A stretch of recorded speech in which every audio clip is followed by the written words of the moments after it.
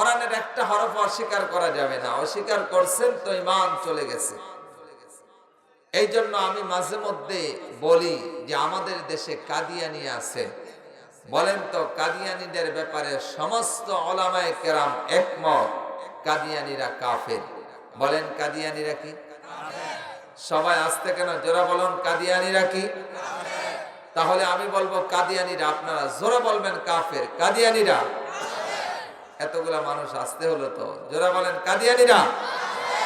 কাদিয়ানিরা, কাদিয়ানিরা কাফের। কেন কাফের?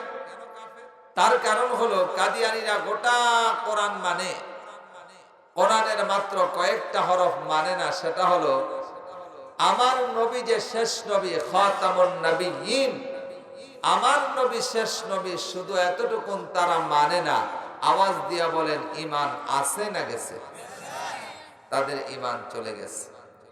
তাহলে আমরা যারা দাড়িওয়ালা, টুপিওয়ালা, পাঞ্জাবিওয়ালা, জান্নাতের খাতায় নিজেদের নামটা লেখায়া বসে আছি, আমরাও যদি আল্লাহর হুকুমের ব্যাপারে কোরআনের একটা হরফ অস্বীকার করি, আওয়াজ দিয়া বলেন ঈমান আছে না গেছে? আমার বন্ধুগণ, কোরআনের ভিতরে সব বিষয়ে আল্লাহ কথা বলেছেন। তার মধ্যে একটা বিষয় হলো চোর ধরা পড়লে হাত কাটতে হবে। আওয়াজ দিয়া বলেন আইনটা কার? আস্তে নয়, জোরে বলতে হবে আইনটা কার?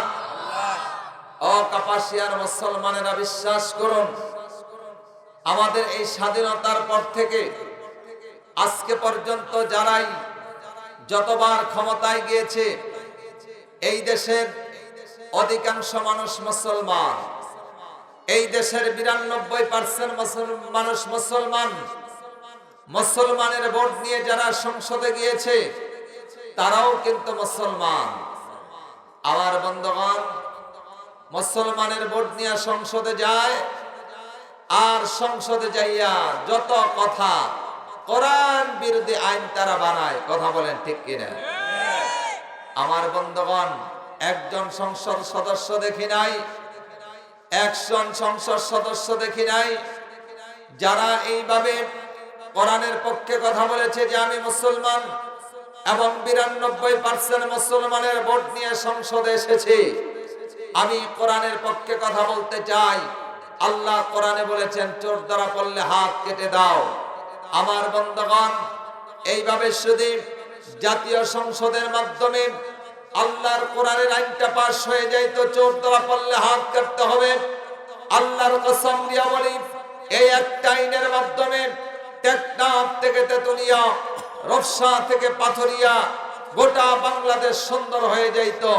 আমার এই বাংলাদেশের ভিতরে কোনো চোর খুঁজে পাওয়া যাইত না। আওয়াজ দিয়া বলেন ঠিক কিনা? আল্লাহর কোরআনের একটা আইন, আল্লাহর কোরআনের একটা আইন, চোর ধরা পড়লে হাত কাটতে হবে। এই একটা আইন যদি বাস্তবায়ন হয়ে যায়, এই দেশে আর কোন চোরের দেখা পাওয়া যাবে? কথা বলে না, যাবে?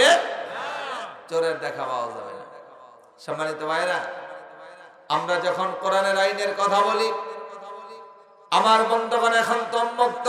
উলামায়ে কেরাম কথা বলেছেন, বহুবার আমরা কোরআনের হক কথা বলতে যাইয়া বাধাপ্রাপ্ত হয়েছি। বহুবার আমরা কোরআনের আইনের কথা বলতে যাইয়া বাধাপ্রাপ্ত হয়েছি। আমাদের সামনে থেকে মাইক কেড়ে নেওয়া হয়েছে, আমাদের মাহফিল বন্ধ করে দেওয়া হয়েছে, আমাদেরকে মোনাজাত করতে বাধ্য করে দেওয়া হয়েছে। যেহেতু সময় এসেছে, সুযোগ এসেছে, আমরা স্পষ্টভাবে বলে দিতে চাই, আজকে যারা বলে যে চোরের হাত কাটলে চোর ভাত খাবে কি দিয়া, চোরের পক্ষে যারা সাফাই গায়, বুঝতে হবে আমার বন্ধুগণ, তাদের ভিতরে দুর্বলতা আছে। কথা বলেন ঠিক কিনা? আমার বন্ধুগণ, চোরের পক্ষে তো তারাই সাফাই গায় যারা সুযোগ পাইয়া রাস্তার টাকা চুরি করেছিল, যারা সুযোগ পাইয়া ব্রিজের টাকা চুরি করেছিল, যারা সুযোগ পাইয়া কালভার্টের টাকা চুরি করেছিল, যারা সুযোগ পাইয়া স্কুল ইউনিভার্সিটির টাকা চুরি করেছিল, তারাই তো চোরের পক্ষে সাফাই গায়। কোন ইমানদার, পরহেজগার, আল্লাহওয়ালা, যার ভিতরে আল্লাহর ভয় সামান্য আছে, ওই লোকটা কখনো আল্লাহর কোরআনের আইনের বিরোধিতা করতে পারে না। কথা বলেন ঠিক কিনা? কাপাসিয়ার মুসলমানেরা, আগামীর সংসদ কোরআনের সংসদ হোক।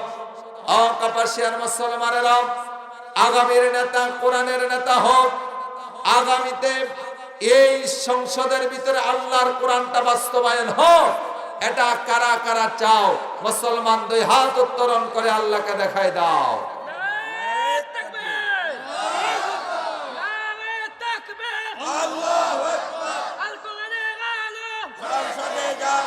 সংসদে জানো, আল কোরআনের